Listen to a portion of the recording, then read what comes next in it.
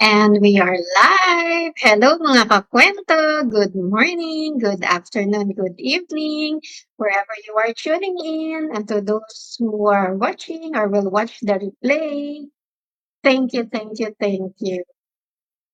Okay, okay, you can hear me. Welcome back to another episode of Kape at Kwento, Kwentong Pagbabago. Ako po si Lori, the face behind Life with Love business page, a former OFW and a mother of two, and now a proud digital business owner. Welcome again to another episode of Kape at Kwento, Kwentong Pagbabago, kung saan ang usapan ay hindi lang basta chika, kundi laman ng puso, realidad ng buhay, konting asukal ng inspirasyon. Tonight, I want to talk about something real, lalo na sa mga OFW o sa mga kababayan natin na nagtatrabaho abroad. Alam mo yung feeling na ipinapakita mong okay ka sa Facebook, sa TikTok, sa Instagram, naka-post yung mga masasarap na pagkain, pasyal dito, pasyal doon, parang ang saya-saya abroad. Pero ang totoo, pag-uwi sa bahay, after work, tahimik, pagod, umiiyak, walang ipon, walang peace of mind.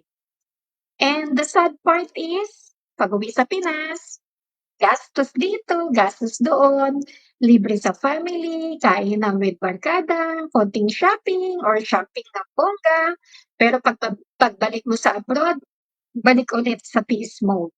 Noodles na naman ang katapat. Minsan gutom na literal.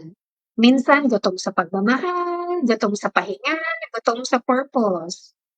Mga kakwento, let's stop pretending. Walang masamang magpakatotoo.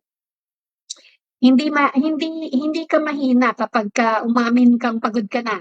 That's the first step to change.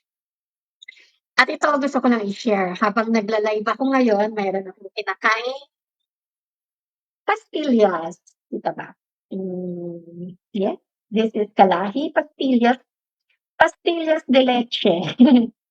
Favorite ko talaga 'to simula nung bata pa ako. Naalala ko sa tuwing sumasama ako sa lola ko sa Zambales, ayan, kalahi, pastillas. We used to buy these pastillas sa bus.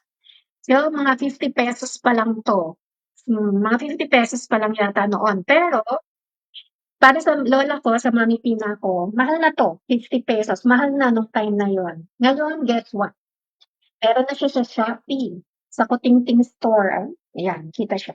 Sa Kutingting store ko 'to binili sa Shopee. Hindi po ako reseller nito, hindi po ako seller nito, pero puwede rin kung may affiliate link. Gusto ko lang i-share kasi it's part of my childhood. Sometimes those sweet moments remind us yung sa why natin. It reminds us of our why and how the world has already gone digital.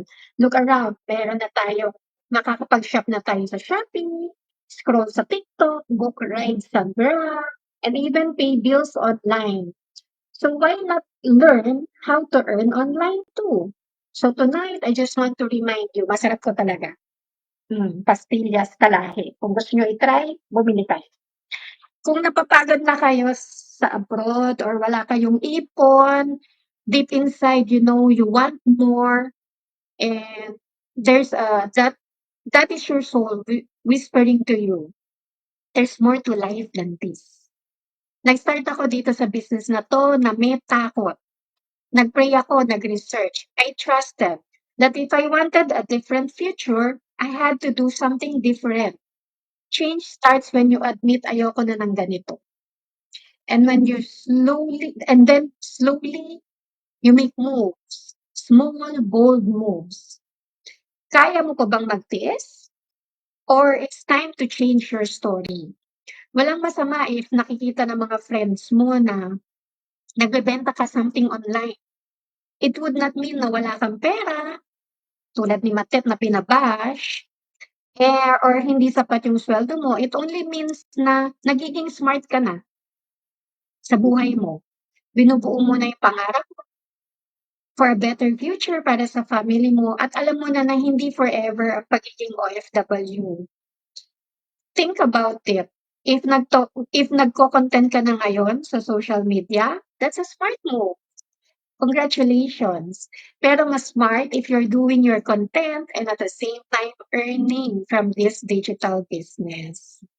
Thank you for spending your time with me tonight, mga kakwento. Let's continue to open our hearts to new possibilities, open our minds to new ways of earning, and open our lives to true freedom. See you again on my next live for another episode of Kape at Kwento, Kwentong Pagbabago. Bring your coffee! Bring your dreams and let's talk change. Let's continue to earn smart, live free, and grow into the person God created us to be. If you're curious or you want to learn more, you can message me or sign up on my website at www.lauryramos.com with your name and email. Good night and God bless us all. Bye bye.